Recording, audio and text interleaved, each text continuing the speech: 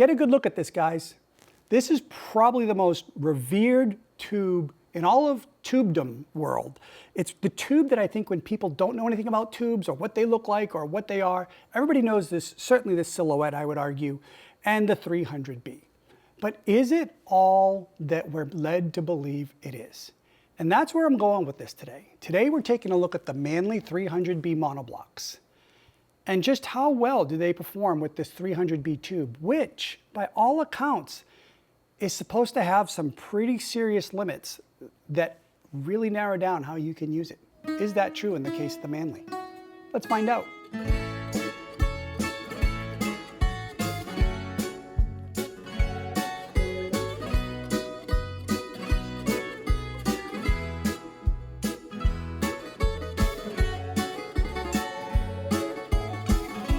Guys, I'm Michael. I am the Greek audio geek. I'm Greek. I love audio. I'm clearly a geek. I got more tubes and stuff than I know what to do with. Hopefully you saw the video I posted of my emergency HiFi response card.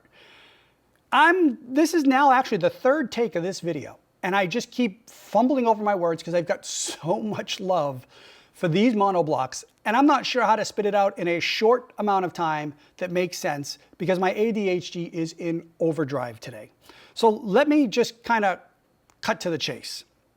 This is a very unique amp. Yes, it looks retro. I love the look of the Manley amps.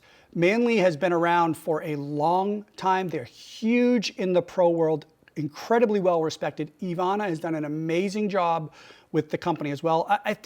Frankly, I think it's one of the best examples of companies in America today that a lot of other companies could learn from. But I see a lot of companies that when I look at their websites after I do reviews, I don't really read their PR stuff beforehand. I want to share this with you guys. They only have 2 sentences that talks about the marketing, really, about the looks harken to a bygone era of simplicity and design and this and that. And everything they say is 100% true. I think it's gorgeous. It's definitely retro, as is most of their stuff, which frankly, I wish more designs would follow. I love the retro look from the 30s and things like that.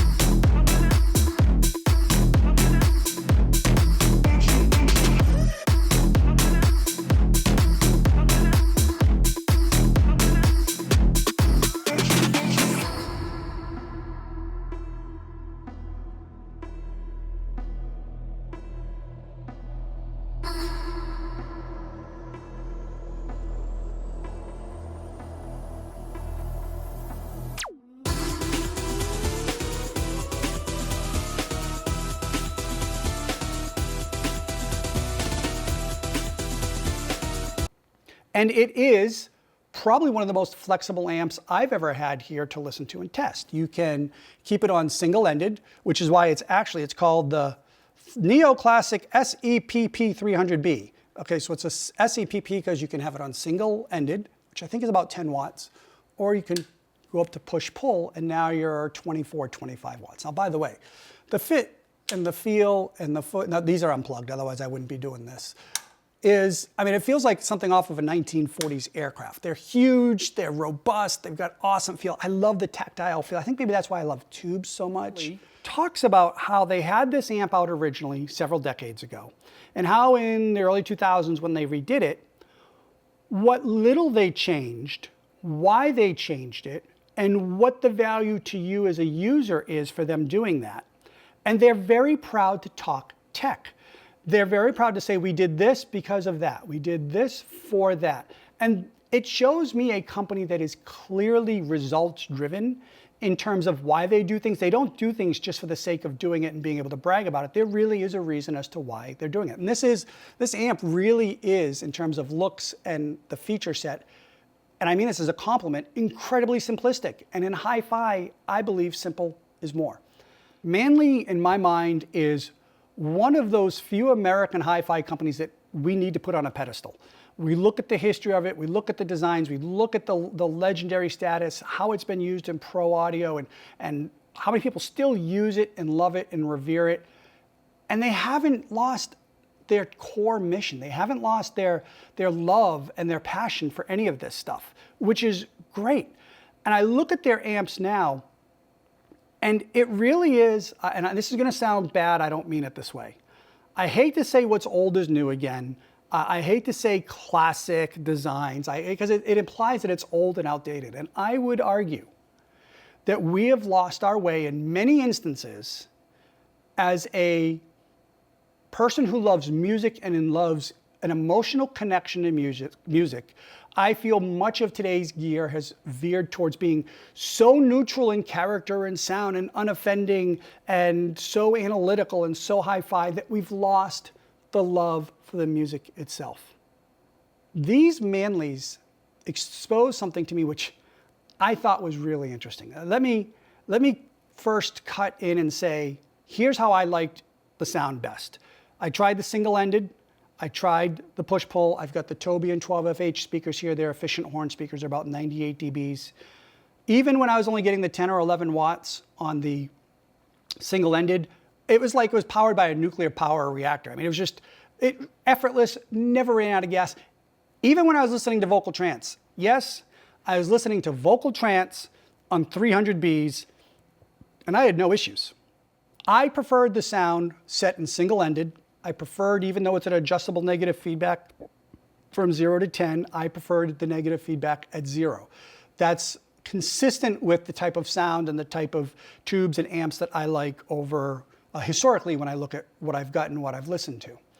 That was my favorite setting. That, to me, imparted a more musical ebb and flow, an ease to the music, a more naturalness to the music than when you started going into push-pull or when you started increasing negative feedback. But here's the thing that I thought was interesting. I'm going to cut right into one of the songs as a perfect example.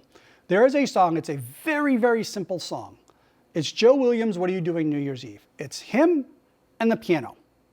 And believe it or not, first of all, it's really well recorded. It's a very old recording. And it gives a lot of systems fits in terms of how you hear the airiness, how he's positioned in his voice. Is his voice clear and kind of raspy yet smooth at the same time in front and center? Does he sound like there's a veil over him? The piano.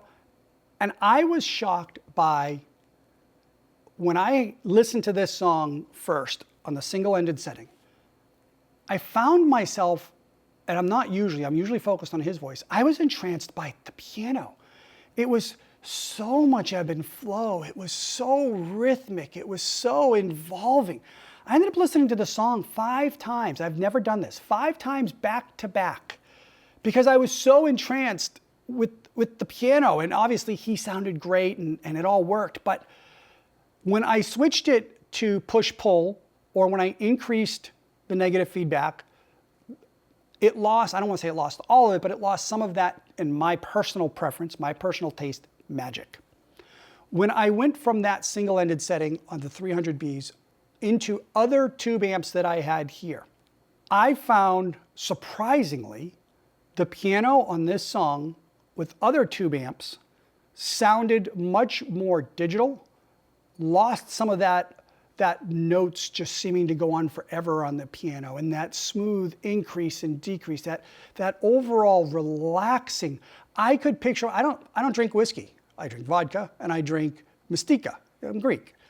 But if I enjoyed whiskey and a cigar, I would have this amp playing that song, and I could picture somebody enjoying a whiskey and a cigar, and you'd think you were in the jazz club. It's that good. And then when you go into your other extremes of music, the vocal trance, it's got no problem keeping up with it. I did not feel it was lethargic. I did not feel, now yes, on the push-pull, it had a little bit more rhythm, a little bit more drive to it. I personally still kept it on the single-ended. I loved what it did for the mid-range and the emotional connection. Another song, as an example, is there's a song, it's recorded at the Long Pond Sessions. It's Exile by Bon Iver and Taylor Swift. And it's a really well-recorded song that, again, seems simple, but can tell you so much about your system. First, Bon Iver's voice is so low and raspy that it's easy for systems to get it chesty and not clear and muffled sounding. With him, not only did it sound incredibly clear, still had that full chestiness, but I was hearing more of the room recording than I have heard before. It was really open. It was beautiful. And then when Taylor Swift comes on, her voice has a tendency to sound thin and shrill, and also sometimes it can be subservient to him on the recording. But on the best systems, she's right there, just as strong, just as full-bodied in her voice, just as powerful as Bon Iver. Not only was she like that I think it's about 1 minute and 48 seconds into it, you can hear where all of a sudden the recording captures more of her room. I don't know if, and I'm not a recording engineer, I don't know if they shifted more of the microphone over to her or if whatever they did, but all of a sudden in the very best systems, and I've only heard this one other time before with the Aries Seurat, you can hear it almost become like more of the room background in her voice. And it's very audible once you hear it. And then when you play it on other systems, it's very noticeable when it's not there. Now, I referenced the Aries Seurat. I'm looking at the Aries Seurat integrated, the Genesis there, which is spectacular. The Aries Seurat is about 3 times, 2.5, 3 times the price of the Manley monoblocks. The fact that I'm talking about Aries Seurat and Manley, when you're looking at a 2.5 price times difference, now that Aries is also a single-ended, to me is a massive compliment to Manley. That's huge because we're talking about made in America, made in USA, hand done, at a price point of, I think it's about $13,000 for both units combined. Guys, that's a steal. That is an absolute steal when you look at the stuff that's coming from China that's $5,000 and $6,000 for a single unit. And I'm not putting China down. There's some nice stuff that comes from China. We're talking about made in America with history. And the thickness on this faceplate, it's beautiful color. Guys, if you can't tell by now, I love these monoblocks. Frankly, more than I thought I would. I did not know if, because of the inherent weaknesses of a 300B, because everybody said, yeah, you're going to love a 300B, it's going to do some stuff nice, but Michael, you listen to too wide a variety of music. You won't be able to live with it. Guys, they're wrong. They are 100% wrong. And whatever song I put on this, I left it in the single-ended, I left it at the 0 feedback. I never had a lack of rhythm, a lack of timing. There was always a musicalness to it. Now, guys, let's be honest. A 300B bass is going to be different than an 845 bass. It's not to say it's bad or it's weak. It's different. But you get that with all different types of tubes. All different types of tubes have different sounds to them. The 300B Manley amp for me is, and here's the other thing, guys, it's using current production tubes. Let me say that again. It's getting this sound using current production tubes. That is a massive feat. Because yes, we can get amps to sound better and do that when you start running NOS tubes, you start paying $200 for one tube or $300 for one tube. Guys, if I wanted to put a Western Electric tube in here, it's probably, I think, $1,000 or $1,500. The new Western Electrics, I don't know if they're any good or not. There was no ability to get any of those to try and test them to see if they're any good or not. But I'm running the tubes that they came with. I'm going to be trying the Svein tubes in them. They're New Horizon series, which I've had good luck with in the past. And yes, I am going to be putting in NOS, 6SN7s, 6SL7s in there. And if you call up Manley, I looked at their website. You know how much a retubing kit costs for this if you stick with factory? I think it was like $400, $420 for a retube, a complete retube. Guys, that's insane. That is amazing. And we say that, you know, for me, it's huge. I want to get more people into tubes and loving tubes and tubes. And there are a lot of people that don't want to have to do the NOS tube searching. And this is why I've had this is the third take on this video, because I just don't know where to go with this other than to say, I love this, I love this, I love this. I want to live with this. I can't imagine not living without it.